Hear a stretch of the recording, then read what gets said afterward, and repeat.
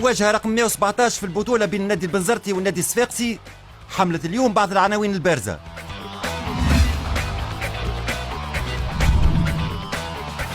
عائلة السياساس اللي سجلت عودة بسام لوكيل للمساندة ما زالت في البحث على مدرب الفريق وأربع أسماء على الخط. تم العديد من الأسماء، عندنا اليوم متواجدين 3 ممرنين أجانب بالطبيعة من مختلف الجنسيات. باش نختاروا عندنا صحيح كرول من ضمن الممرنين المتواجدين. الثلاثة هذوما كيف مش يقع الاختيار مع بالتشاور مع المدير الفني سي عبد الحق العليمي، ومش نقع الاختيار ان شاء الله الاسبوع القادم على الممرن اللي يمشي ياخذ السفينه ان شاء الله. المفاوضات باش تصير بعد اللقاء، توا انا باش نتفرج ونحاول نتعرف على الفريق.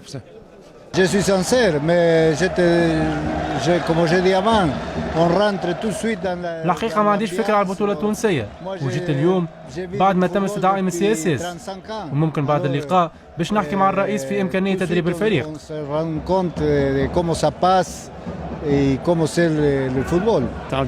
أنا وصلت البارح، تم استدعائي باش نتفرج في لقاء اليوم. بعد اللقاء ممكن نتحدث مع الرئيس حول إمكانية التعاقد مع السياسات.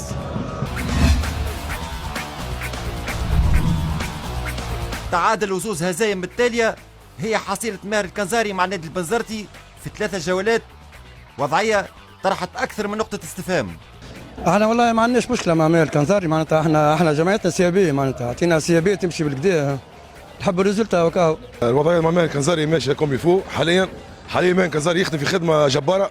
أنا مقيم من الخارج، جيت فرجت في الانتريمون معناها يخدم في خدمة جبارة بحول الله، ماشي من حسن الى احسن. السيابيه ماشيه من حسن الى احسن. خسرنا مع ليتوال 5-1، خسرنا مع 3 راح خسرين، معناتها كان جاي جمهور اخر معناتها ما يعرفش قيمه جمعيته ولا ما يصبرش عليها.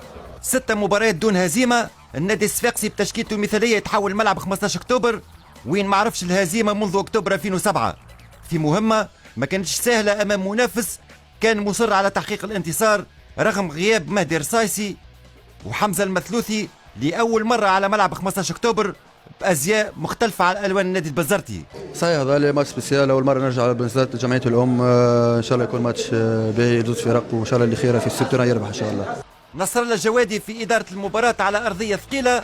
النادي الصفاقسي كاد ياخذ الأسبقية منذ الدقيقة الرابعة، كرة علاء الدين المرزوقي تصدى القصراوي، والنادي البنزرتي يجيب بسرعة يضغط على دفاع السياساس. اللمسة الأخرى كانت حاسمة من ياسين مرياح، ثم كرة ثابتة توصل للدراجي، التمهيد الجاسم الحمدوني، التحام مع السكري، نصر الله الجوادي يأمر موصلة اللعب.